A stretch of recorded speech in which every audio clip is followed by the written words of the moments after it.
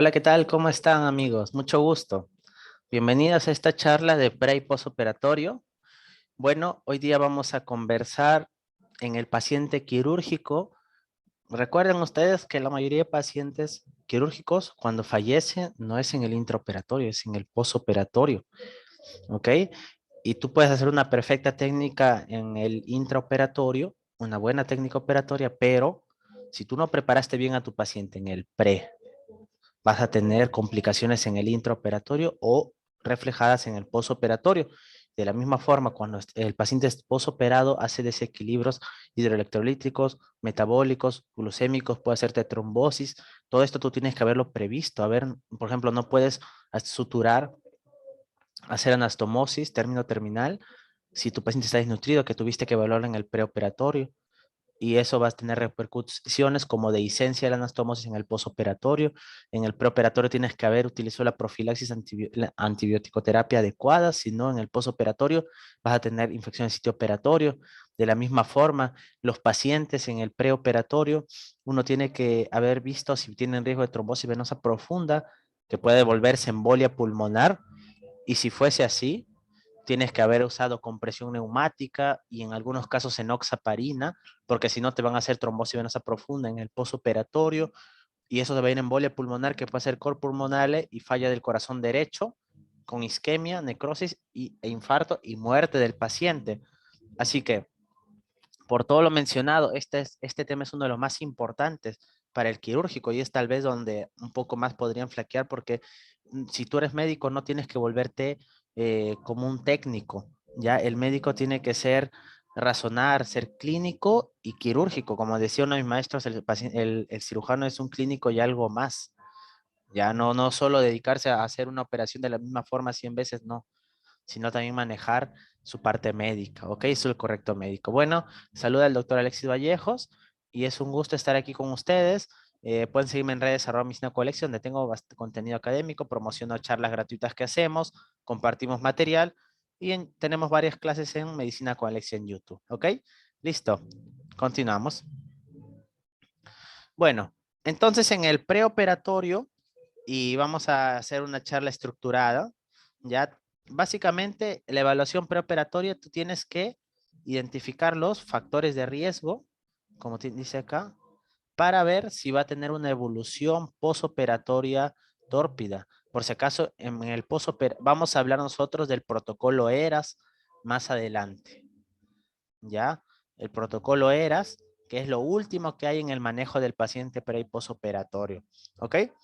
Que es cómo preparar, ¿qué significa el protocolo ERAS? Cómo preparar al paciente para que tenga, al siguiente día posoperado ya puede usar la vía oral, no esté desnutrido, no te haga complicaciones, menor mortalidad y menores costos, es el protocolo ERAS. Pero vamos a ir desde una perspectiva, una introducción, llegando hasta el protocolo ERAS, ¿ok? Entonces, en el preoperatorio, tú tienes que evaluar factores de riesgo. Por ejemplo, te pregunto, y estos factores de riesgo pueden ser respiratorios, hematológicos, cardiovasculares, hepáticos, renales, endocrinos, nutricionales y adicciones. Por ejemplo, podemos empezar si gustas por adicciones. Tú tienes que hacer una buena historia clínica, porque si el paciente fuma, o sea, el tabaco, por muchos mecanismos en los que están los radicales libres y también disminuye la vitamina C, el tabaco, va a alterar la cicatrización. Alex, entonces solo no va a cerrar mi herida de piel, no, las heridas profundas. Por ejemplo, has hecho una anastomosis que significa, por ejemplo, intestino con intestino. Hiciste una colectomía izquierda por un vólvulo, por ejemplo, que se necrosó, sacaste esa zona y 10 centímetros más y lo uniste, ¿no? Una anastomosis, ¿ya? Si el paciente fuma, puede abrirse. ¿Cómo se llama abrir? Dehiscencia, igual en la piel se puede abrir. Y si se abre la piel, la fascia, se salen los órganos, se viscera. Y visceración hablamos hasta los 30 días, ¿ok? O puede hacer alteración de la cicatrización como queloides, etcétera. Entonces hay que averiguar por qué. Se recomienda al paciente que tenga que dejar de fumar al menos 4 semanas antes. Y si es 6 meses posible, mejor. Pero al menos dejar de fumar 4 semanas antes. Alexis, pero si me llega de emergencia, eso es cierto. Te tengo que aclarar algo y lo hemos dicho en la clase de introducción y en la clase Técnica operatoria. Las cirugías pueden ser electivas o programadas. Y las de urgencia-emergencia. Estas tienen, la de urgencia-emergencia tiene que operarse ya porque pone en peligro la vida. Y estas lo preparas al paciente para que tú tengas un buen resultado. ¿Con qué protocolo lo preparas? Con el protocolo ERAS, que ya lo vamos a conversar, y eso te va a dar un buen resultado. En cambio, la de urgencia-emergencia tiene más complicaciones porque no tiene una buena preparación. Eso está en todas las estadísticas, ¿ya? De todas formas, en este poco tiempo de la emergencia tenemos que preparar al paciente, ¿ya? Pero acá tenemos más tiempo, por eso. Voy a operarlo al paciente, voy a sacar la vesícula, una colecistectomía, laparoscópica o abierta, ya. Si fuma, 4 semanas antes, al paciente lo hago que deje fumar con un programa, ¿ya? Las nutricionales, el paciente, tú tienes que haberlo nutrido bien, porque si no, recuerda, si el paciente tiene un IMC menor a 18,5, si el paciente ha perdido peso más de 10% en 6 meses, es lo que dice el protocolo ERAS, ¿ah? Si ha disminuido, dejado de comer, más del 50% ya no come, o sea, sus alimentos de comida al día, más del 50% ya no está comiendo en última semana, o su albúmina es menor a 3, este paciente tú no lo puedes hacer este tipo de anastomosis porque no va a cerrar. La albúmina es algo que tú tienes que medir. Si la albúmina está baja, las heridas no cierran, no cicatrizan y se va a hacer dehiscencia. Entonces este paciente necesitaría un plan nutricional. Al paciente se le ve la vitamina D y si la vitamina D es menor a 20, va a tener que recibir 5,000 unidades semanal por 3 semanas y luego 2,000 cada día. ¿Qué más le vemos a estos pacientes? Vamos a tener que evaluar el ayuno y se le da también proteínas en buena cantidad, 1,5 gramos por kilo de proteínas 4 semanas antes. Entonces, ¿ves cómo estamos evaluando? Si el paciente es, por ejemplo, endocrinológico, hay que descartar que no sea un paciente, por ejemplo, tiroideo, que a veces no se conoce, mira el cuello, palpa, cuidado ya óseo, qué ha pasado, porque si es en la cirugía que es un estrés, te puede hacer una crisis tiroidea con una taquicardia, que es la arritmia más, la taquicardia, si no sea la arritmia más frecuente del hipertiroidismo, no lo olvides. Pero si te hace una crisis tirotóxica, lo anterior ha sido pregunta examen, pero si te hace una crisis tirotóxica por este estrés quirúrgico, te hace hipertensión, te puedes llevar a fibrilación auricular, infarto, SB, etcétera. Ojo, hipertermia maligna. Cuidado. Y si es diabetes mellitus, tiene que entrar con buen control glucémico. ¿Ok? Y cuando esté a punto de pasarse a la cirugía, tú tienes que el paciente, empezar insulina R. Todo paciente agudo hospitalizado no puede usar vía oral, no puede darle metformina. ¿Por qué? ¿Alguien sabe por qué no le puede dar metformina a un paciente hospitalizado con una enfermedad aguda, como una apendicitis? Tengo que pasar por qué insulina. R y luego NPH, que sería lo mejor, ¿no? Esta es la de 6 horas y esta es la de 12 a 18 horas. La metformina genera acidosis láctica por inhibición a nivel de las mitocondrias. Entonces, esa acidosis junto a un cuadro isquémico, séptico, aumenta más la acidosis y el paciente puede fallecer por eso, ¿ah? Ojo, entonces es algo que yo he visto en hospitales, se tiene que suspender la vía oral y pasar insulina. Y no olvides que la glucosa, sea o no sea diabético, nunca tiene que ser más de 180. Aumenta mortalidad. Pero tú tienes que controlar esto. Entonces el diabético es... Y el diabético aparte, hay que ver su riñón cómo está. Porque la tasa de filtración glomerular, si está disminuida, a varias cosas. Uno, tienes que corregir los medicamentos. Por ejemplo, está con alguna infección, no vas a usar nefrotóxicos. ¿Qué antibióticos son nefrotóxicos? Amicacina, no sé, los aminoglucósidos. ¿Quiénes más? La vancomicina, antifúngico, anfotericina B, ¿no? Aciclovir. Entonces, eso no puedo usar o hay que usar el mínimo. Y tienes que corregir la dosis de medicamentos. No hay que usar AINES, no hay que usar IECAS. O sea, hay que vigilar el potasio, ¿ya? Hay que ver si hay anemia, no hay que corregir, sabes que la dosis en los renales crónicos, el objetivo es de 10 10.5, de 10,5 a 11, de 10 a 11,5 en los renales crónicos. Entonces hay eso varias cosas. No le puedes dar mucho volumen a un renal, si no lo vas a encharcar. Yo hace poco he visto un paciente, volumen, volumen, volumen, ¿qué te hace? Una insuficiencia cardíaca. Entonces ellos hay, ¿por qué no? Un renal no puede eliminar la orina. Entonces, eso hay que ver en el paciente, su clearance de creatinina. Ok, clearance, te puede decir el estadio renal, pero si está que hace un AQI, tener cuidado que te haga un AQI. ¿Qué es el AQI? La injuria renal aguda. Puede hacerlo el paciente. ¿Por qué lo va a hacer? Por hipovolemia. Si ha perdido mucha sangre, te va a terminar haciendo un AQI. Si le has pedido algo, está con contraste, nefrotoxina, te va a hacer un AQI. ¿Ya? Y si usan nefrotóxicos, como los fármacos, incluidos los AINES, te puede hacer un AQI, una falla renal aguda. ¿Que cómo se define la falla renal aguda? Cuando la creatinina aumenta 0, más de 0,3 en 48 horas.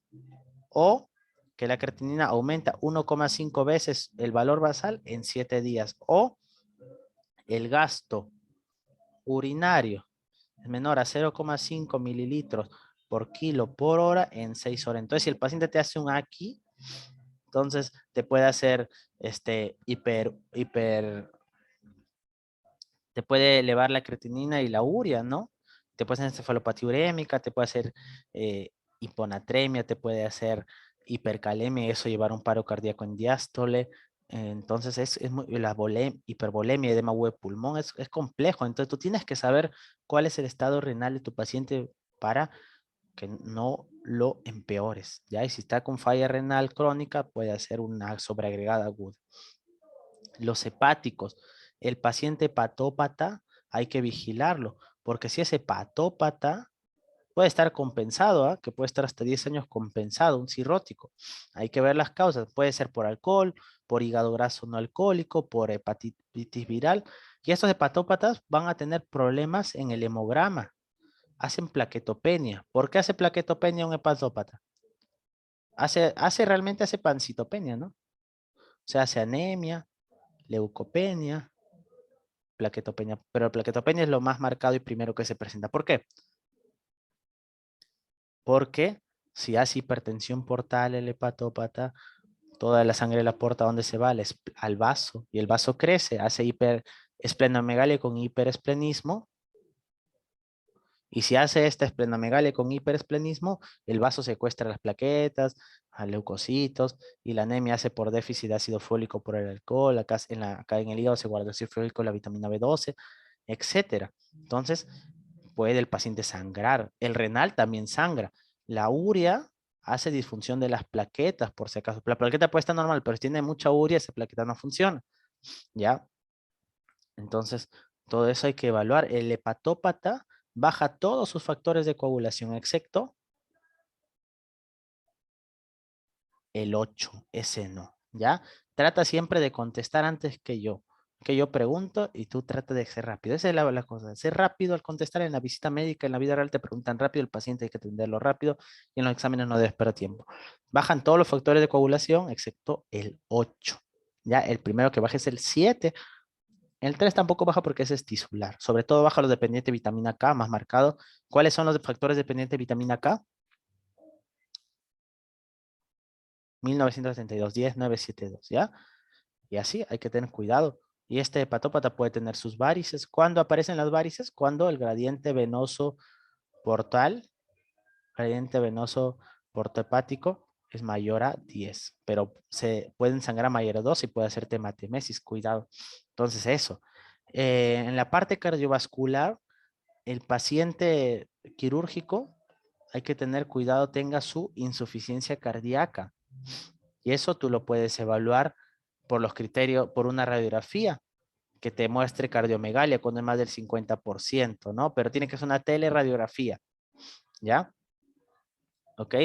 O en el EKG que te muestre criterios de hipertrofia, áreas de isquemia. Porque si el paciente tiene cardiomegalia, entonces, o insuficiencia cardíaca, si tú le pasas mucho volumen, se va a encharcar y al final, ¿en qué va a terminar? En una radiografía en alas de mariposa. Cuando veas alas de mariposa, ¿qué significaba? Edema agudo de pulmón. Y eso es grave, esto es para UCI. ¿ya? Yo he visto un caso que realmente lo encharcaron porque pasaron mucho volumen, hizo edema agudo de pulmón y pensé que era una neumonía, era un edema agudo de pulmón.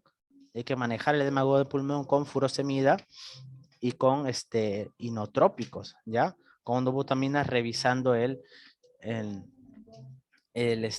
la presión arterial, ¿ya? Podría el paciente ver su hematología. Tienes que siempre se le pide su perfil de coagulación para ver no tiene algún trastorno, su hemograma, etcétera. Y respiratorio, porque si el paciente tiene alguna infección respiratoria, ya no se opera, ¿ok? Porque se va a complicar si se opera neumonía. Entonces, es un pantallazo.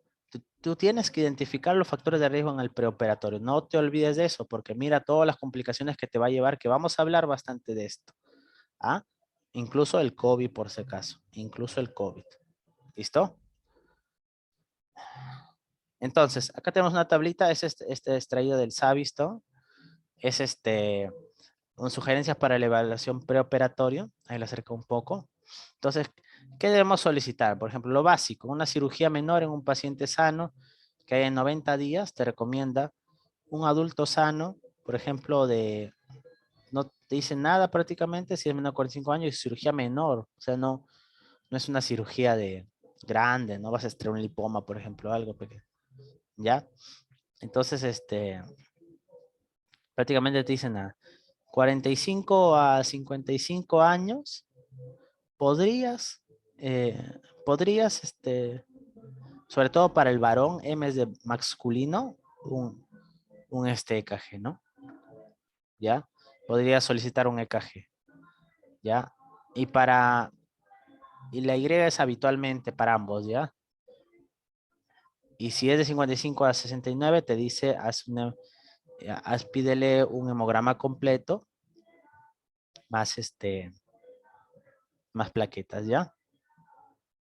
Todos acá. Si es más de 70 años, tienes que pedir un montón, mira.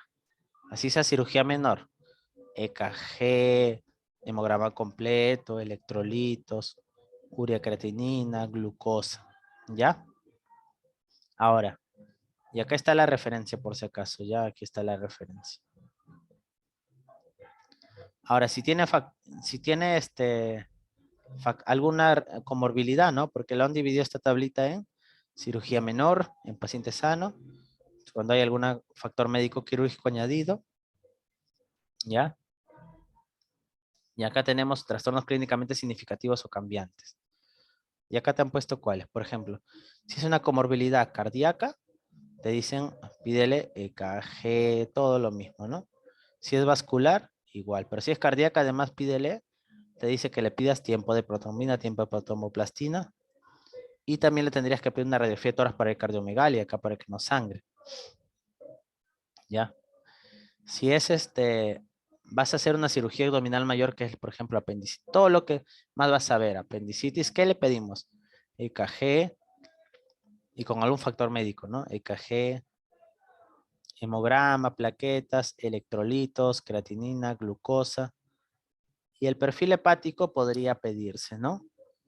Podría pedirse, ¿ok? Justamente por la hipoalbuminemia y eso no ayuda, no ayuda a que cicatricen, ¿ya? ¿Ok? Igual, entonces aquí está de acuerdo a la cirugía, qué es lo, por ejemplo, intracraneal, qué es lo que vamos pidiendo, de acuerdo. La SS podría ser solicitada.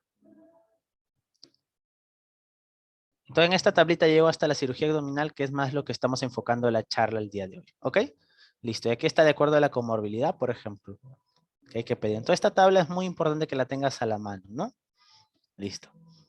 Ahora, cuando tú vas a entrar con un paciente, la anestesiólogo te va a dar un índice llamado el índice ASA, que es de la American Society Anesthesiology, ¿no? Anesthesiologist, ASA. Este es tal vez el más famoso de todos los índices preoperatorios. Lo hace el anestesiólogo. Tienes que conocerlo porque lo preguntan con mucha frecuencia en los exámenes. Y en el hospital lo vas a ver hasta el cansancio. ¿Ok? Listo. Entonces, mira, ASA 1 es un sano, no hay ninguna enfermedad, cirugía electiva no es de emergencia, pero no puede ser de edad muy temprana, ni avanzada, ni obeso, por si acaso. La obesidad es como una enfermedad.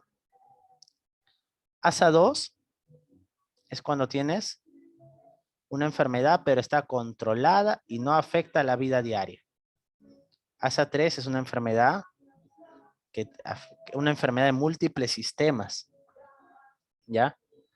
Por ejemplo, diabetes no controlada, hipertensión no controlada, afección de un sistema principal bien controlada que limita las actividades, ¿ya? Limita las actividades. La anterior no limitaba, la de acá limita. La de acá está bien controlada, la de acá generalmente no está controlada, pero no amenaza la vida, la enfermedad. Eso es lo que diferencia con el ASA 4. El ASA 4 ya está que le amenaza la vida al paciente, ¿ya? Esa sería la principal diferencia.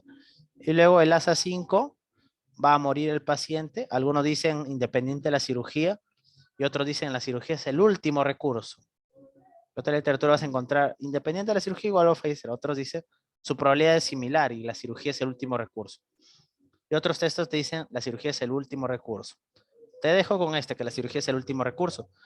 Esto lo he extraído del libro de Daniel Bellons en cirugía de bolsillo. Muy bueno el libro. ¿Eh?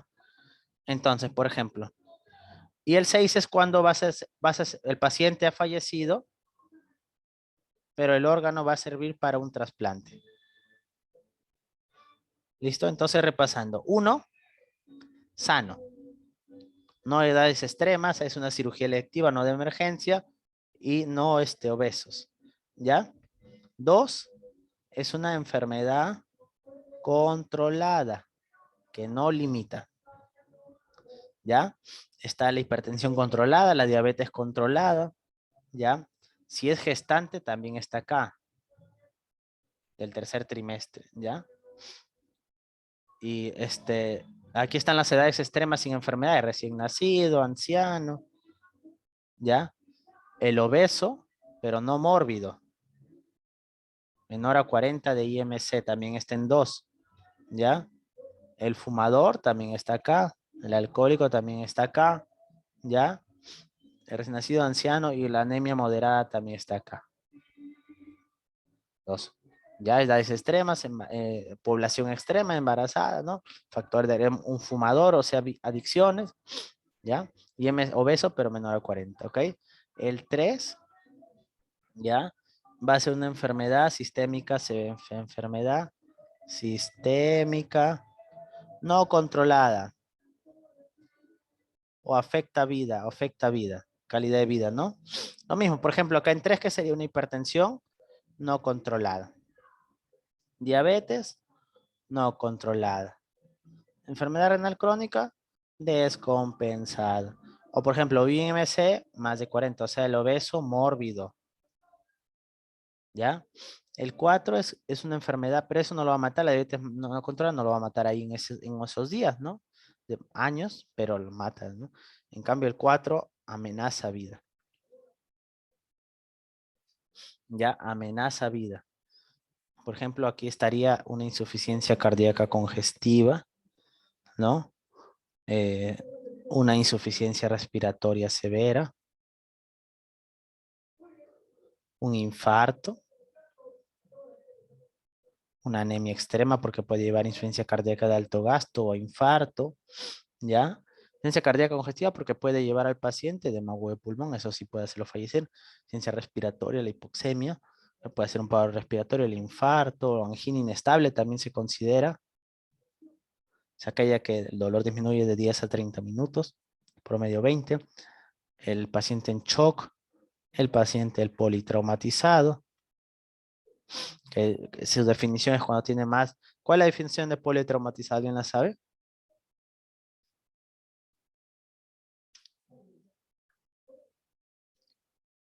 Cuando tiene 2 o más lesiones traumáticas en el mismo accidente y al menos una que tiene riesgo vital. Ya, ese es el politraumatizado por si acaso. Esa definición la han preguntado, ¿ya? El paciente con SB en los 3 meses previos. Cardíaca, insuficiencia respiratoria, angina inestable, infarto, SB reciente, anemia extrema, shock, politraumatizado. 5. La operación es lo último, ¿no? Entonces, Por ejemplo, acá algunos dicen último recurso, no sobrevive más de 24 horas. Yo creo que lo mejor es cirugía, es lo último. No sobrevive más de 24 horas, algunos dicen con o sin cirugía, por si acaso. ¿Ya? Entonces, por ejemplo, ahí puede ser cosas muy graves, ¿no? Como una ruptura de un órgano. Puede ser también un aneurisma roto. El aneurisma abdominal más frecuente es infrarrenal. ¿Ya? Un TEC fulminante, tromboembolismo pulmonar fulminante. Y el 6 es cuando es para trasplante. ¿Ya? Y si es cirugía de emergencia, le pones la E nomás. ¿Ya? Y esa generalmente es no clasificable. ¿Ya? Generalmente ese es no clasificable. ¿Ok? Listo, eso es lo más importante eh, que tienes que conocer acá. ¿Ya? Continuamos, continuamos. Entonces, por ejemplo, vamos a primero hablar del mundo del riesgo, pero preoperatorio, pero cardiológico. Pongo un corazoncito acá y continuamos. Ok, en cuanto al preoperatorio cardiológico, recuerden que los pacientes, si pueden sufrir un infarto, ¿ya? En el posoperatorio. Ya, a ver, un ratito. Listo, ahí está el índice cardíaco. Ok, ya. Los pacientes pueden sufrir un infarto en el posoperatorio. Si los pacientes sufren un infarto en el posoperatorio, ¿y por qué podría ser este infarto? Mira, yo les digo, los pacientes, uno, sobre todo los ancianos, ya tienen el corazón dañado, las coronarias ya obstruidas. Recién, ¿cuánto tiene que porcentaje de estar obstruida la luz para que la coronaria, para que el paciente tenga angina estable? 70%. Y tiene angina en reposo cuando ya se obstruye el 90%. Y el dolor de la operación, el dolor, puede generar hipertensión y esto puede estabilizar la placa y pluk, taparse, ¿ya? Se libera cortisol, adrenalina, el estrés quirúrgico libera cortisol, adrenalina, catecolaminas, todo eso puede generar, tienes que conocerlo, ¿ya? Entonces, si el paciente y la anemia severa por un gran sangrado, ¿la anemia qué hace? Que al corazón ya no le llegue suficiente hemoglobina, porque el corazón también se nutre, el corazón se nutre en sístole o en diástole, en diástole, ¿ya? En diástole, y yo quiero que tú veas que si un paciente está con el corazón en taquicardia por una pérdida de sangre y está haciendo shock, está con taquicardia, ¿cuál fase se reduce? ¿La sístole o la diástole? La diástole. Y se nutre menos el corazón por la taquicardia. La primera fase de la diástole que se reduce el llenado lento, ¿no? O diástasis, ¿no? O diástasis, ¿no? Pero luego se reduce la diástole y al final la sístole también. Entonces, si se reduce la diástole, el corazón ya no sus coronarias ya no se llenan de sangre y le llega menos sangre, empieza a ser isquemia difusa. Y encima, si tiene anemia, hemoglobina menor a 7, 6, va a ser, la poca sangre que le llega no tiene oxígeno porque no hay hemoglobina. Y encima está en taquicardia, entonces el paciente hace áreas de isquemia, puede ser infarto, insuficiencia cardíaca de alto gasto. ¿Ok? Entonces, eso puede ocurrir. Si el paciente me hace un infarto luego de una operación no cardíaca, fallecen de un 15 a un 25%. ¿Ok? Ese dato quiero que lo sepas, ¿ya? Eh, ¿Listo? Entonces, y los pacientes que tienen más de 48 horas de posoperatorio, cuando hacen una complicación, el 1,4% hace una complicación cardíaca. Entonces puede ocurrir. Y un médico tiene que estar preparado para actuar, como dice el dicho, cuando las papas queman. Una cirugía que no hay problema y no pasó nada, pero cuando las papas queman es cuando tiene que actuar. Y justamente cuando uno tiene un paciente muy anciano, a veces tiene que operar, no se tiene que operar, pero otras veces es mejor valorar el tratamiento médico. Por ejemplo, en distopias, colocarle pesarios, en hernias, colocarle unas fajas al paciente, ¿no? Porque ya muy anciano, hasta por el dolor pueden hacer un infarto. Ojo, por eso tiene que haberse el protocolo ERAS que vamos a estudiar, te dice, tú tienes que evaluar su capacidad de hacer ejercicio anaeróbico. porque ese es el anaeróbico el que en la cirugía va a verse, y si el paciente tiene más de 11 de puntuación, va a fallecer. Entonces, en una evaluación tenemos que hacerle a estos pacientes, ¿ya? Entonces, hay que ver los factores de riesgo, más de 70 años, que tengan angina inestable, un infarto hace 6 meses, falla cardíaca. Por eso se le puede pedir, como dice la tabla anterior del Savistone, una radiografía para ver si hay cardiomegalia, cuando es más del 50%. En el EKG, uno habría que ver, por ejemplo, si hay hipertrofia, ¿no? ¿Cómo veo en el EKG si hay hipertrofia ventrículo izquierdo? Índice Sokolov. ¿Cómo es el índice Sokolov? Mido de V1, la S más profunda de V1 o V2. V1 es el mayor de literatura, de V5 o V6, la R más alta. Y si la de V1, la S más la R más alta de V5 o V6 mide más de 35, hay hipertrofia ventrículo izquierdo, ¿ya? Y para el derecho, el que más usamos es el índice de, para el ventrículo derecho, más usamos el índice de Cabrera, ¿ya? El índice de Cabrera te dice que en V1 tú vas a ver, es así, una R y una S, ¿no? En V1. Entonces tú vas a hacer la R sobre la S más R, lo sumas, cuántos milímetros, cuántos cuadraditos, y esto sale más de 0,5, hay hipertrofia ventrículo derecho y así. Pero lo que más precoz detecta la hipertrofia es la ecocardiografía, pero tú no vas a hacer ecocardio, así que con tu radiografía o tu EKG tienes que tratar de hallarlo, ¿ya? Estos factores de riesgo, por eso se le pide, ¿ya? ¿Ok? Entonces, eso es lo que uno tiene que ver. Por ejemplo, la AJA nos divide, la American Heart Association, que vamos a hablar bastante, nos divide en dos niveles a los pacientes, ¿ya? En bajo y elevado riesgo, ¿ya? Dependiendo, ¿ya? Estas son las siglas de su calculadora de ellos y los divide en menos de 1%, más de 1%, alto riesgo, bajo riesgo, ¿ok? Entonces, acá nosotros tenemos algunos scores, índices que sería bueno, ¿no? Por ejemplo, el primero que te voy a hablar, pero hay varios acá, ¿ya? Pero yo quiero decirte el que más usamos en la práctica real. El que más usamos es el índice de Goldman, índice cardíaco o índice de Goldman. Esto lo hace el cardiólogo, el médico internista. Tiene un valor predictivo negativo del 96,8%. O sea, descarta sanos o enfermos. Sirve para descartar enfermos, pero no para decir tienes un problema del corazón, sino para, por ejemplo, si esto me sale negativo, prácticamente el paciente no tiene problema del corazón. Pero si me sale positivo, no significa que tiene, porque mira, pues lo positivo positivo, 21%. Entonces, este índice de Goldman te lo pueden preguntar. Claro que sí. Es una pregunta potencial. Si yo tuviera un examen, le colocaría el índice de Goldman, ¿no? ¿Cuál es el índice cardíaco? Vimos el ASA anestésico y ahora el de Goldman para el cardíaco preoperatorio, ¿ya? ¿Qué te dice? Más de 70 años, infarto los últimos 6 meses. Te da puntuaciones, ¿no? ¿Listo? ¿Qué más tenemos acá? El R3, el tercer ruido cardíaco o galope ventricular, que se produce por un llenado rápido del ventrículo, gurgitación venosa yugular, que siempre tienes que hacerlo en 45 grados, no olvides. Acá le ves el cuello. Estenosis aórtica severa, que te va a dar un soplo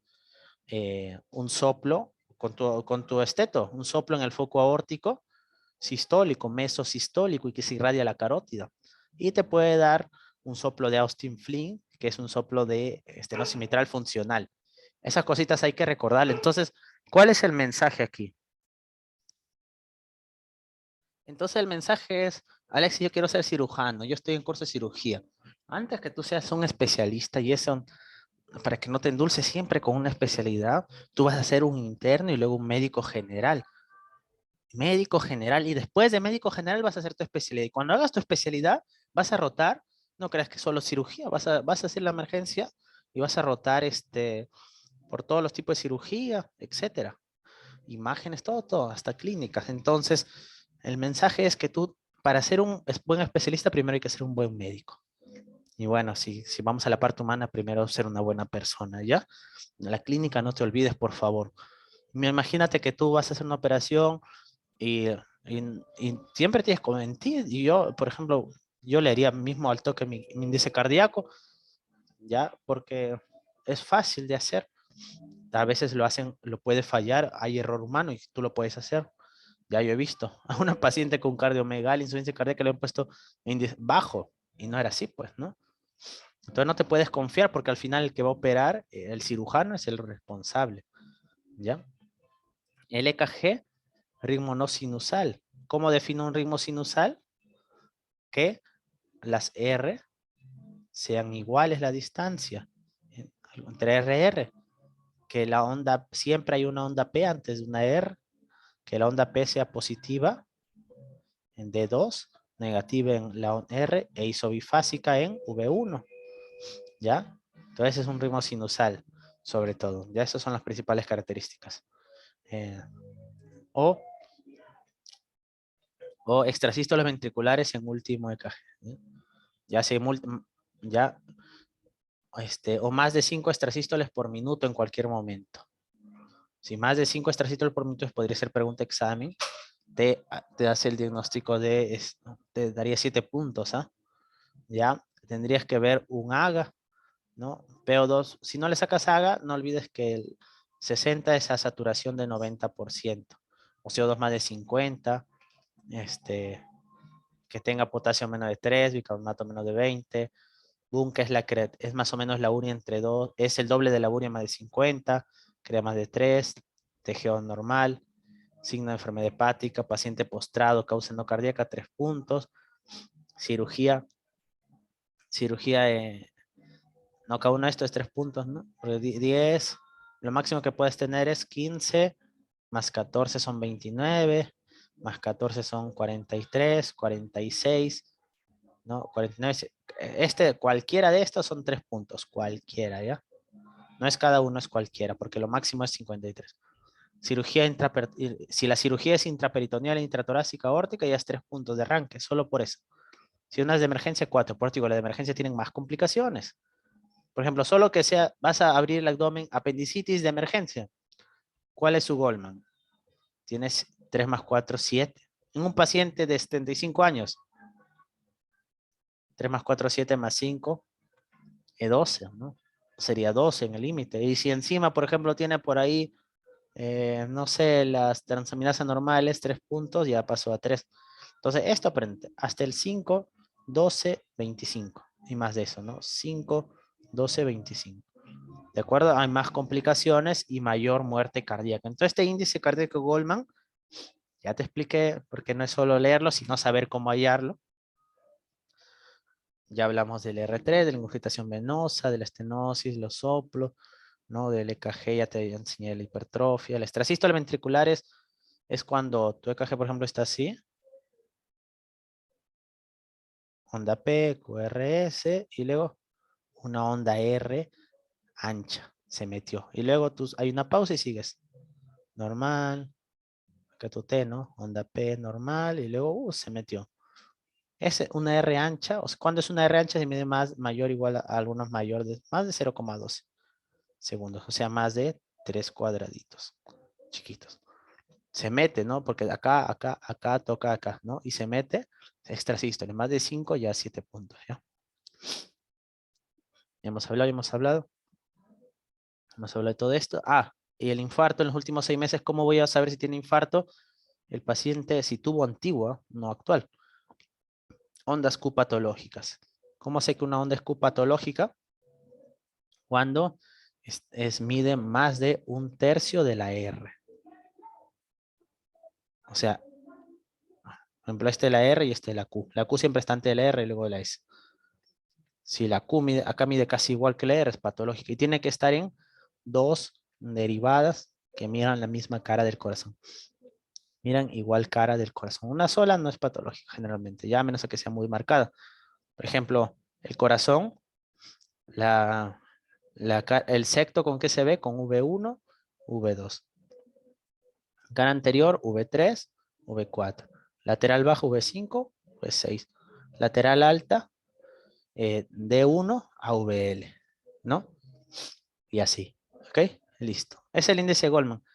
Alexis, ¿habrá otros que yo puedo usar? Sí. Este de acá que vamos a ver es el índice revisado de riesgo cardíaco, ¿ya? Entonces, por ejemplo, índice revisado de riesgo cardíaco. ¿Ya? Acá lo tenemos y, por ejemplo, te dice ¿no? Factor de riesgo, factor de riesgo, factor de riesgo, factor de riesgo, factor de riesgo, factor. Índice revisado de riesgo cardíaco. ¿De acuerdo? Tiene ninguno, 1, 2, 3. Tiene 0,4 de complicaciones, 0,9, 7 y 11. Ya, ahí está la referencia. También la pueden encontrar en el libro Washington. Por ejemplo, ¿cuáles son cirugías de alto riesgo? Te daré un punto. Una intratorácica, intraperitoneal o vascular mayor. ¿Cuál te podría? Si tiene un antecedente de infarto, prueba de ejercicio positiva. O sea, lo haces correr y con unos monitores y ahí ves el monitor si empieza a hacer ondas Q, etc. Angina, tratamiento con nitrato, EKG con ondas Q de necrosis, punto. Antecedente de insuficiencia cardíaca, edema pulmonar, disnea parasitática nocturna, es aquella que lo despierta a medianoche, o sea, el paciente duerme, 2 horas después de dormir, se levanta tosiendo con sibilantes que dura de 10 a 20 minutos, es disnea parasitática nocturna. Crépitos, S3, redistribución vascular, o sea, saca la placa, no es solo ver cardiomegalia, la cardiomegalia es tardía en la placa por si acaso, pero tú ves que el flujo vascular se va más para este lado, más hacia arriba. Esa redistribución vascular es cuando está congestivo el pulmón, porque debería ir hacia abajo. Y si está acá arriba los vasos, ¿ya? Lo otro es ver líneas de Kerley. Estas son las líneas B de Kerley. Hacia arriba son A de Kerley. ¿Ok? Listo. Antecedente de SB, un punto. Así sea TIA, ataque isquémico transitorio. Un TIA, recuérdate que le hace un déficit focal, pero el paciente recupera la normalidad. En la primera hora ya casi está normal, las 24 horas está completamente normal y el TAC es que está normal. Nunca hace lesión, pero cuando es igual, tiene mucho riesgo de hacer un SB. Si usa insulina para la diabetes o la CREA está mayor de 2. Ahora, el factor que más fuerte es un infarto en los 6 meses previos, por si acaso cardíaco ya. Y no olvidar que si es posible, se tiene que posponer hasta reducir el riesgo de infarto perioperatorio en estos pacientes, ¿ya? Ok, otra de las tablitas de estos índices importantes es el de acá, ¿ya? Este índice es hecho por la National Surgical Quality Improvement Program, que es una calculadora de riesgo, ¿ya? Que bueno, le llaman la calculadora de riesgo hecha por esta de acá, ¿ya? Es la sociedad SQIP, NSQIP, y la calculadora se llama POSUM, ¿ya? Es una calculadora, y bueno, como verás, esta calculadora lo va calificando 1, 2, 3 puntos si es una cirugía menor, moderada, mayor, mayor, si hay 2 o más procedimientos, la pérdida de sangre, la contaminación, la modalidad quirúrgica electiva, de urgencia, es peor el puntaje, ¿no? Entonces son variables fisiológicas de la gravedad quirúrgica y variables fisiológicas, ¿no? En estos pacientes. Entonces es bien interesante y bien útil, también la podemos utilizar. Sin embargo, más utilizamos la de Goldman, pero si quieres hacer una evaluación más completa, esta se te recomienda, ¿ya? ¿Ok? Ahí abajo está el score. Y bueno, eso sería lo más importante ahí que tú tienes que recordar, ¿ya? ¿Listo? Esta combina cardíaco y extracardíaco, esa es su ventaja. Ya, esa es su ventaja. ¿Listo? Ahora, por ejemplo, acá vemos la mortalidad en 30 días. ¿Ya? La mortalidad en 30 días, de acuerdo a todos estos son, si es un paciente hospitalizado, más de 80 años, enfermedad hepática, cáncer, diseminado, morbilidad renal, sepsis, 70, 89, todos estos que han salido menos de 0,1 es significativo, ¿no? Significativo. Y acá hay un sistema de puntuación preoperatoria de 30 puntos de mortalidad, que tú puedes hacerlo, ¿ya? Y si es hospitalizado le das 6 puntos, si hay sepsis, si hay mal estado funcional, que es asistencia total requerida para todas las actividades, si hay cáncer diseminado, de acuerdo a eso tú le vas dando puntaje. Ya, y de acuerdo a eso vamos a ver la mortalidad. Puedes usarlo también, te lo propone el Savistone, ya. Este es el índice, y acá están varios índices, ¿no? El de Goldman, que ya lo vimos, y aquí está su clasificación. el multifactorial de Desky. Entonces, mira, el de Goldman, el de Desky, el de Eagle y el índice cardíaco revisado. ¿Cuáles hemos visto? El índice cardíaco revisado y el de Goldman, ¿no? ¿Ya? Y ahí está según la mortalidad. Por ejemplo, el de Desky más de 15. Alto riesgo. ¿Ya? Por ejemplo, el de Eagle mayor o igual a 3 tiene que hacer una angiografía. Entonces, esos son los scores que tú tienes que manejar, el de Goldman y el de índice revisado de riesgo cardíaco, el que más utilizamos. Y el POSUM es el que combina cardíaco y extracardíaco. Bien, son muy útiles, ¿ok? Entonces, cuando operas a tu paciente, tú vas a saber si tiene riesgo de infarto o no. Y muchas veces va a tener que el paciente utilizar beta bloqueadores, ¿no? A veces es necesario, ¿ya? Manejar la arritmia, manejar que haga trombosis. Entonces, ¿quieres que tu paciente no se te muera? Haz bien el preoperatorio, ¿ya? Ahora, continuando, los pacientes pueden llegar con limitaciones, ¿ya? Por ejemplo, esta es la valoración del estado funcional. Y la valoración del estado funcional nos ayuda para saber también cómo está su capacidad funcional del paciente, ¿ya? Y de acuerdo a eso, ver su riesgo también. Por ejemplo, capacidad funcional te van a preguntar, ¿no? Su capacidad funcional del paciente preoperatorio. Deficiente, menos de 4. Moderada, 4 a 6. Buena, 7 a 10, más de 10. ¿Qué significa excelente? Puede hacer ejercicio buena, puede hacer ejercicios pequeños.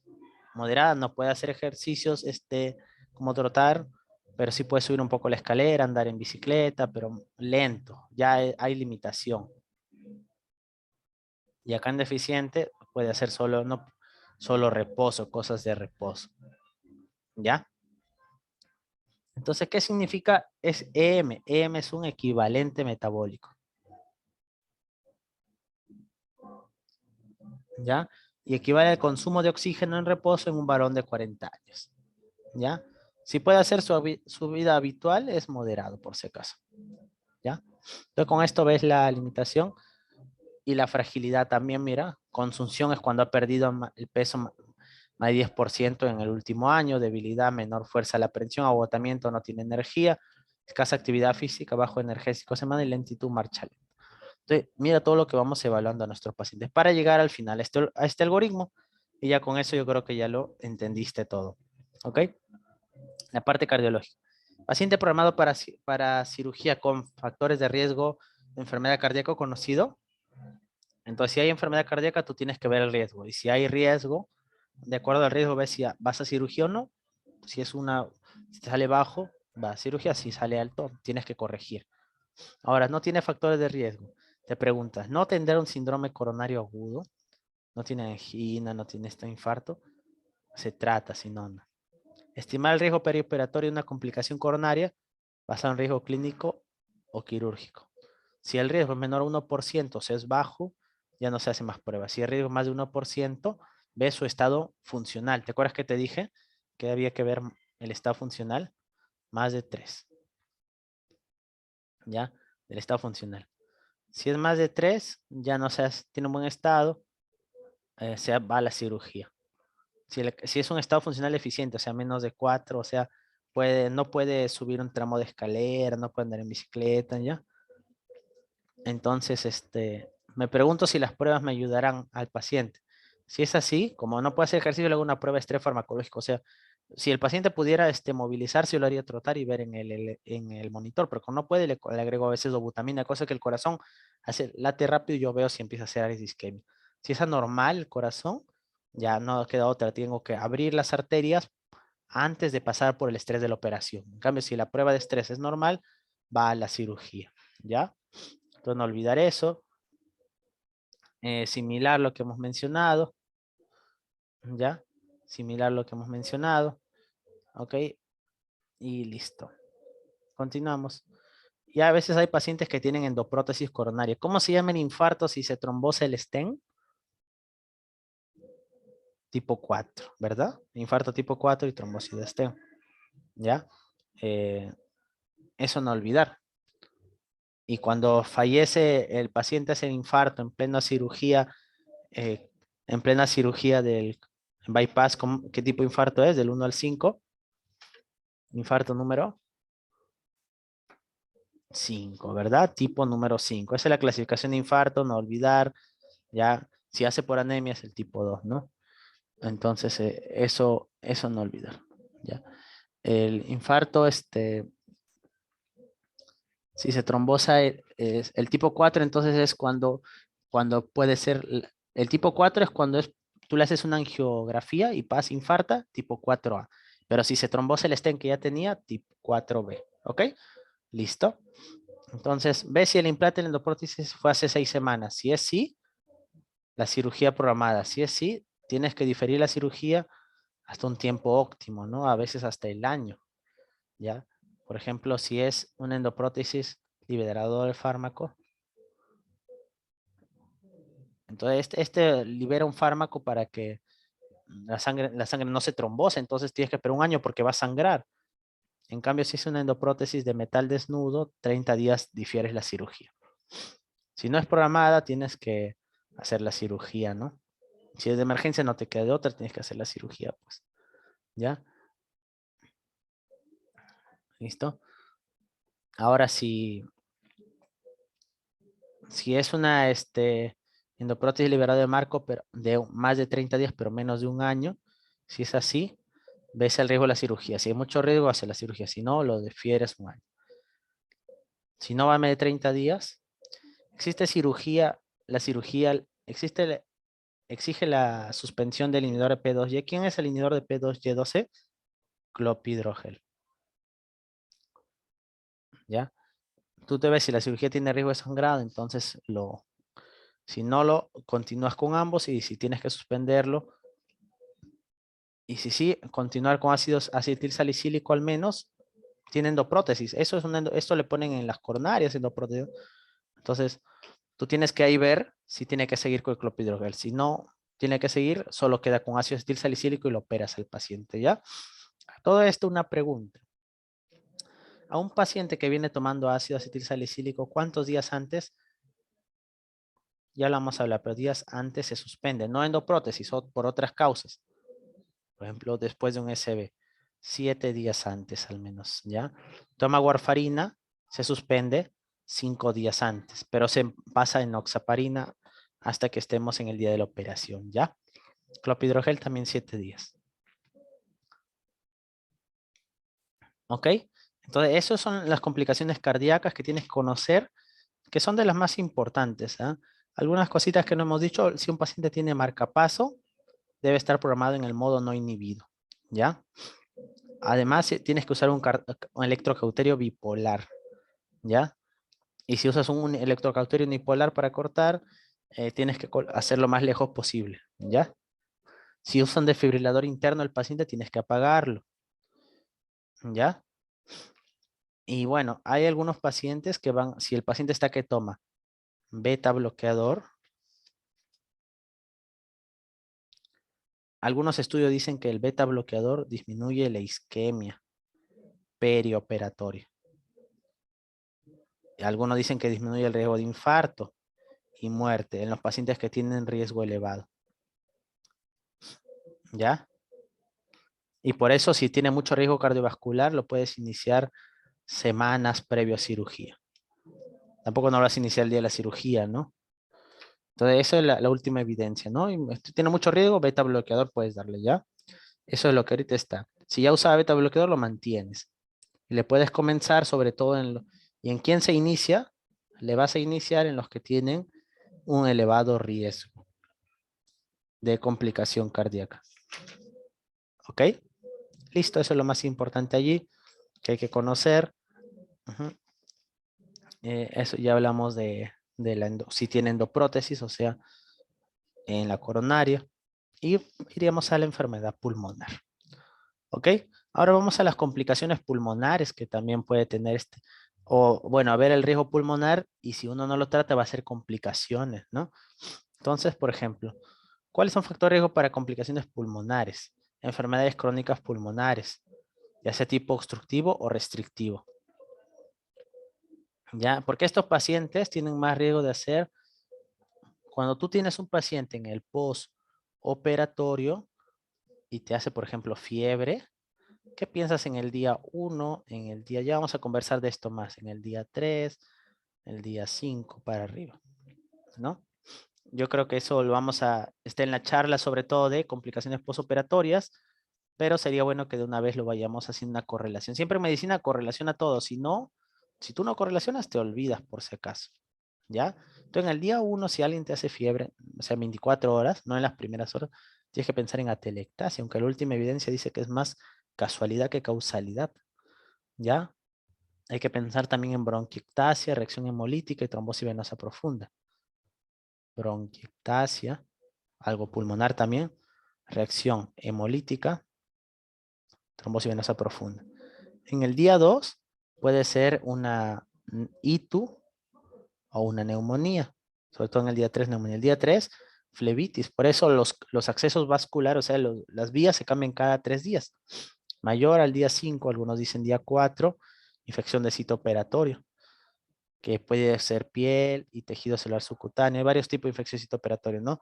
Puede ser superficial, cuando es piel y tejido celular subcutáneo, profundo, cuando ya agarra el paquete miofacial, o sea, fascia, y de órgano o espacio, un órgano, ¿no? Un acceso residual. Entonces, superficial es el más frecuente y de esto más compromete tejido celular subcutáneo, preguntas de examen. Estas son preguntas de examen, entonces estas son las complicaciones de la atelectasia. De las complicaciones pulmonares que va a tener, la más frecuente es la atelectasia. Es la más frecuente. ¿Y quiénes tienen riesgo de hacer esto? Los pacientes que hacen respiración superficial porque no manejaste bien el dolor. Y también los factores de riesgo que estamos viendo aquí. ¿Ok? ¿Qué factores de riesgo entonces estamos viendo acá en estos pacientes? Uno, más de 60 años. Ya su reserva pulmonar ya no es la misma, disminuye. ¿Ok? Los pacientes con EPOC tienen riesgo de atelectasia y neumotórax. Clase 2 o ASA 2 o mayor del ASA, ya sabes qué es. Enfermedad controlada o edades extremas, embarazada del tercer trimestre. Ya, fumador. Fumador también tiene más riesgo. Dependencia, insuficiencia cardíaca, no obstructiva del sueño, hipertensión, fumador, alteración del sensorio, sepsis, pérdida de peso más de 10%, albúmina de 3,5, crea boom más de 21, crea más de 1,5. Eso es de mi paciente, ¿ya? De la cirugía, si demora más de 3 horas, por eso siempre te digo, tiene que la cirugía ser rápida, porque más de 3 horas puede formar trombos, por eso más de 3 horas necesita al menos compresión neumática, ¿ya? Al menos compresión neumática, dispositivo de compresión neumática. Y si tiene más riesgo, incluso necesita profilaxis con enoxaparina. ¿Por qué está como complicación pulmonar? Porque si hace trombosis venosa profunda, va a ser embolia pulmonar. Infección de sitio quirúrgico, operación de emergencia, anestesia general, bloqueo neuromuscular. Y no son factores de riesgo, según el Samistone, obesidad, asma bien controlada y diabetes. Para pulmón no lo son. Sería una buena pregunta de examen, ¿no? ¿Listo? Entonces, si un paciente tiene una infección respiratoria, no se opera por si acaso. Y debe dejar de fumar 6 meses antes, pero 4 meses antes ya hay mejoría, pero 6 meses antes es una muy buena mejoría, pero al menos, lo mínimo 4 semanas. Por eso que se tiene que planear la cirugía, chicos, no es ir y operar, ahí no hay buenos resultados muchas veces, ¿ya? Por eso nació el protocolo ERAS que ya vamos a conversar en unos momentos, ¿ok? Listo, continuamos. Entonces acá hay un riesgo neumológico. Eso muchas veces lo dejan al neumólogo, pero como te digo, no te confíes, hazlo tú también, si es fácil, ¿ya? Por ejemplo, riesgo neumológico. Si un paciente normal, riesgo 1. Si fumador, enfermedades controladas, pulmonares, cardiovasculares, controladas, riesgo 2. Pero si hay prueba funcional limitada, o sea, la espirometría, se afecta, o el DELCO. ¿Para qué sirve la espirometría? Para ver enfermedades obstructivas como el EPOC asma. El DELCO, ¿para qué sirve? Para ver la difusión, o sea, enfermedades como el EPIT de forma temprana, ¿ya? Y la pletismografía para enfermedades restrictivas. Y 4, enfermedad pulmonar activa o crónica aguda o crónica activa, un EPOC activo, mala función pulmonar, hipoxia, hipercapnia, que es retenedor de CO2 en los pacientes con EPOC o bronquiectasias. 4. Entonces ese es tu riesgo neumológico, ¿ya? Y mira, de acuerdo al riesgo que tú le pongas al paciente, puede hacerte neumonía, ¿ya? Probabilidad prevista de neumonía, índice de riesgo de insuficiencia respiratoria, probabilidad prevista de insuficiencia respiratoria, ¿ya? Entonces mira todo lo que puede hacer. Aquí está el riesgo de índice de riesgo de neumonía, ¿ya? De acuerdo a la cirugía, te da tantos puntos. De acuerdo a la edad, tantos puntos. Bien interesante entonces. Alexis, ¿por qué me hizo neumonía mi paciente? Una pregunta, ¿le hiciste su índice de riesgo de neumonía? ¿O no le hice? Ah, entonces, ¿cómo pudiste prevenirlo? Sacas tú, mira, de acuerdo al tipo de cirugía, por ejemplo, la reparación de aneurisma de aorta abdominal 15 puntos, la cirugía torácica 14, abdominal superior 10. Compromete el diafragma, mientras más cerca del diafragma, más puntos, ¿no? A mayor edad, más riesgo que haga neumonía. Se llama, ya, y así. A menor pérdida de peso, más riesgo de neumonía, fumador, más riesgo, tiene antecedentes CB o la urea, ¿ya? Y también hay riesgo de insuficiencia respiratoria. Estoy de acuerdo a eso, mira. Por ejemplo, si me salió acá, tiene clase 3 de riesgo neumológico. Insuficiencia respiratoria me salió acá, más o menos me va a salir similar. Y es el riesgo 3. Ya es otra forma de hacerlo. Con índice de riesgo de insuficiencia respiratoria, índice de riesgo de neumonía. Todo esto tienes que tenerlo a la mano porque lo vas a usar en tus pacientes, ¿ya? Alexis, pero en mi servicio no lo hacen, pero hazlo tú, pues, y en tu evolución coloca paciente con un índice de riesgo de neumonía postoperatoria de tanto, índice de riesgo de insuficiencia respiratoria tanto, riesgo quirúrgico neumológico tanto. ¿Ok? Eso diferencia. Cuando tú haces lo mismo que siempre, no te vas a diferenciar. Cuando haces algo más, es cuando das a conocer que no es uno más del montón, ¿ya? Supera siempre, supérate a ti mismo y al resto, ¿ok? No creas que porque se hace así está bien, no, lee y así nadie te va a engañar, ¿ya? Riesgo de nefrópatas. Bueno, antes de acabar la parte pulmonar, sería bueno conversar una que otra cosita. Acá tengo espacio, ¿ya? Los factores de riesgo ya vimos. ¿Qué podríamos pedir entonces? Una radiografía de tórax, ¿no? Si hay síntomas, ¿ya? Eh, si el paciente tiene alguna enfermedad pulmonar o fuma, un AGA para ver si no hay hipercapnia.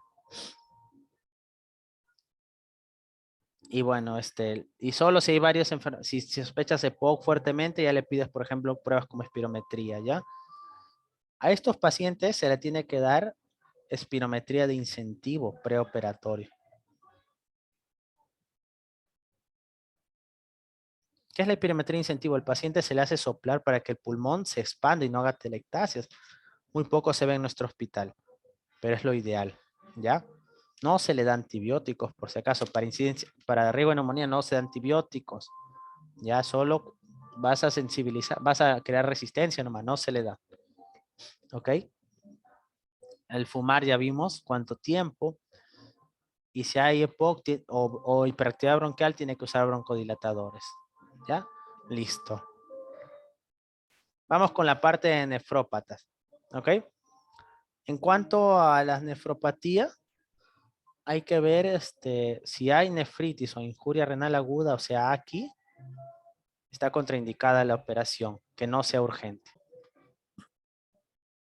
Ok, entonces todo esto, chicos, que se estudia es para que cuando tú operes o tú estés en el servicio y van a operar a alguien, incluso esto se aplica en familiares, no olvidar.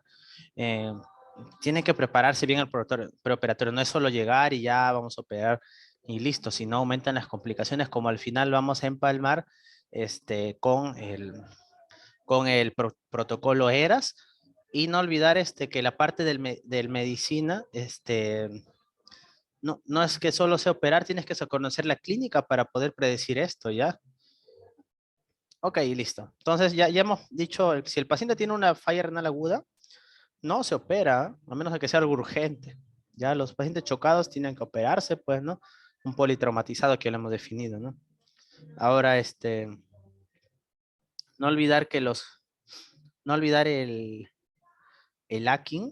los estadios Akin también es importante, ¿ya? Porque tú tienes que decir si es Akin 1, Akin 2, no solo cefalea renal, sino el estadio, ¿ya? Cuando la creatinina aumenta de 1,5 veces que aumenta la creatinina a 1,9 veces, Akin 1. Se aumenta de 2 a 2,9 veces, Akin 2. Y si aumenta más de 3 veces el basal, es Akin 3, ¿ya? Listo. O la otra definición también es cuando, para Akin 3, cuando la CREA es mayor a 4, también Akin 3, ¿ya? O cuando está ya en diálisis, le has tenido que hacer diálisis, ¿ya? ¿Ya? O también si menor a 18 años, si la tasa de filtración glomerular es menor a 35, ¿ya? ¿Cómo calculo la tasa de filtración glomerular de mi paciente? Lo mejor es usar la calculadora. Hay calculadoras, ¿no? Hay calculadoras. Por ejemplo, está la calculadora, la CDK-EPI, que va a ser la mejor, ¿ya? También hay otras calculadoras, ¿no? Pero la que tú puedes hacer, por ejemplo, estás en el hospital, no tienes ningún dispositivo para buscarlo en internet, esta es la ideal, ¿no? Puedes hacer con otras calculadoras como el Crocov-Gaul, que ha sido pregunta de examen, ¿ah? Por ahí debe faltar alguna letra, pero así se escribe, ¿ya? Entonces el Crocov-Gaul es algo que tú no puedes olvidar porque ha venido en exámenes, ¿ya? Entonces, ¿cómo es el Crocov-Gaul? Ya es fácil. Es 140 menos la edad. Y ahí en las preguntas examen te ponen 40 de edad como para que salga así, ¿no? Por el peso. Y te ponen 72 el peso para que toca dividas por 72 por la creatinina sérica. Y esto se multiplica por 1 si es varón. Multiplicas por 1 si es varón o por 0,85 si es mujer. Con eso tú sacas su tasa de filtración glomerular, ¿ya? Porque mira, si la tasa de filtración glomerular, ya que ya hemos dicho que lo puedes sacar con varias calculadoras, pero como te digo, la que más se está utilizando es la CDK-EPI, pero tú puedes hacerlo solo con la edad, el peso y la creatinina, puedes hacerlo con Crocov-Gaul,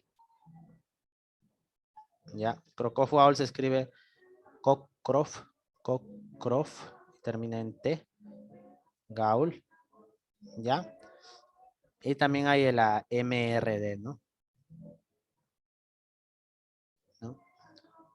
Esta es la mejor, pero bueno, puedes hacerlo. Si es menor a 30, el paciente te va a empezar a hacer hiponatremia, hipercalemia, acidosis, hipertensión, hiperuricemia, anemia, déficit de vitamina D, etcétera.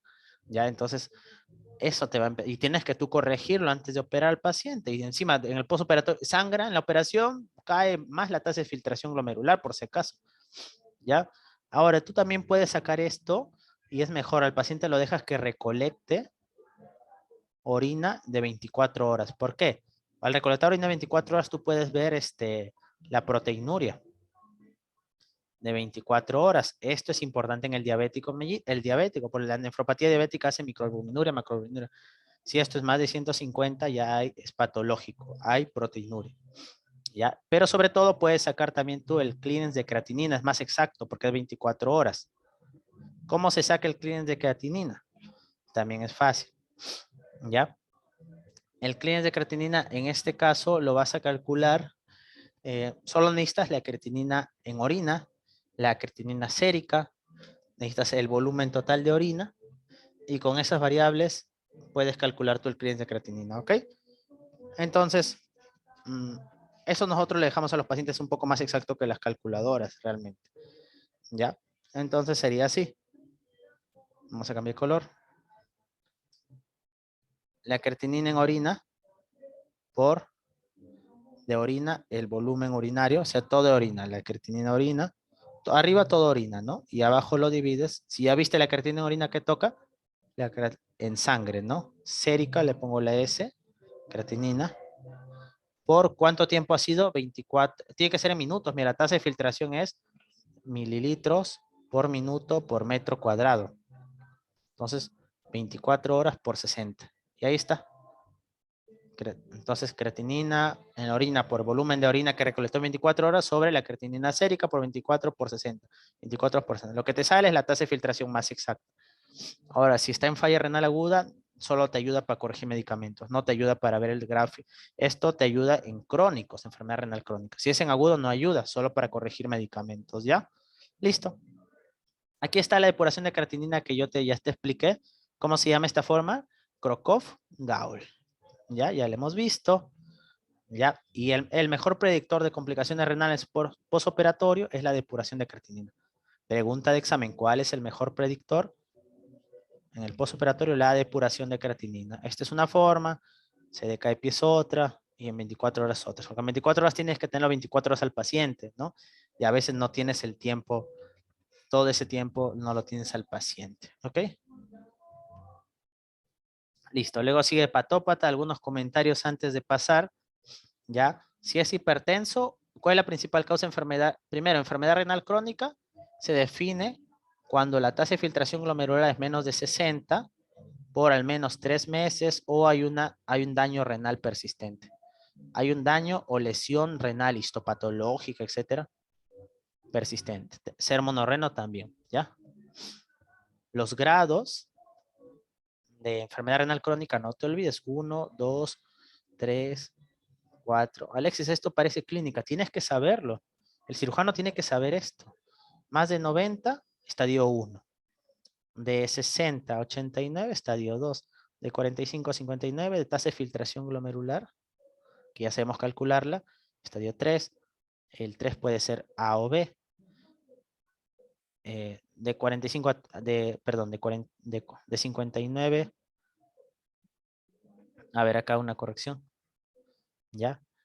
De 30 a 60, bueno, a 59 es 3, pero puede ser A o B. El A es cuando es un poco más alto, 45 a 59, y el B de 30 a 44. 4 de 15 a 29 y 5 menor a 15. ¿Ya? Son los grados del crónico. ¿Ok? Entonces, ¿cuál es la principal causa? La diabetes mellito. La segunda causa, la hipertensión. Entonces, si el paciente tiene esto, tienes que investigar si no hay falla renal. ¿Ok? En el diabético, hazle fondo de ojo, porque si el ojo está dañado, el riñón también. No olvidar eso. ¿Ya? Y hay un peor pronóstico. ¿Ok? Listo. Ya no te olvides que la uremia, a pesar de plaquetas normales, puede sangrar el paciente. ¿Ya? Ahora, si el paciente está en diálisis, ¿cuándo le hago la diálisis? ¿Antes, después de operar? ¿Cuánto antes? 24 horas previa a cirugía tiene que haberle hecho su diálisis, ¿ya? Listo. Ahora el paciente puede hacerte un AKI, como ya hemos mencionado. Este AKI, en el posoperatorio, puede ocurrir en el 1,5 a 2,5%. ¿Por qué puede ser? Ya, en cirugías cardíacas. Y si es por aneurismas, más del 10% te hace AKI, ¿ya? ¿Y por qué puede ser? Porque el paciente hizo hipotensión intraoperatoria, hizo sepsis, ya, hizo hipovolemia, una nefrotoxina, usó aminoglucosio, le diste contraste para una tomografía, todo eso puede causar. Los AINES también, ¿ya? Entonces, ¿cómo prevenir? Hay que hidratarlo bien, una correcta hidratación, pero no hipervolemia, ¿ya?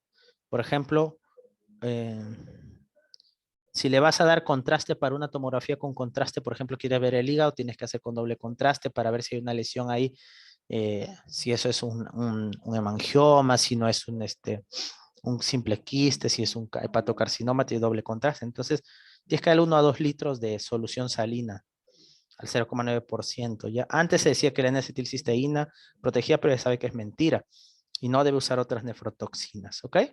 Listo, eso es lo más importante que yo quisiera que recuerdes acá en la parte renal, ¿ya? Y eso es lo que te va a servir. Listo, continuamos.